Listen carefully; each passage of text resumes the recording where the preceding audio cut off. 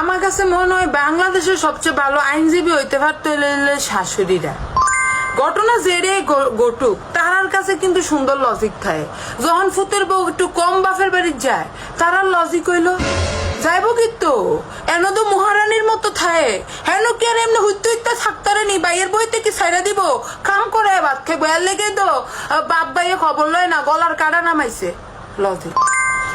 একজন একটু ফুতের বই বেশি বেশি বাপের বাড়ি যায় তখন কয় খালি হারা বছর তো বাপের বাড়িতে ফেরে থাকে, হেন যে ফেরে থাকে, এন সংসার করণের মত নাই তো, সংসার করণের মত থাকলে কি সংসার আলে বাপের বাড়িতে ফেরে থাকে, খাইচুত বালা না তো, ওর বাড়ির কথা দিয়ে সব বাইরে লাগায়, সব বাইরে লাগায়। আর এতই শুধু বাপের বাড়ি থাকবে না, এ কিন্তু হেন থাকলে তো পারে না, হেন থাকলে এক নম্বর আইনজীবী না লয়ার, যেমনি ঘটনা ঘটুক তারা তারার মতো করে লজিক বানাই নিতে পারে। শাশুড়ি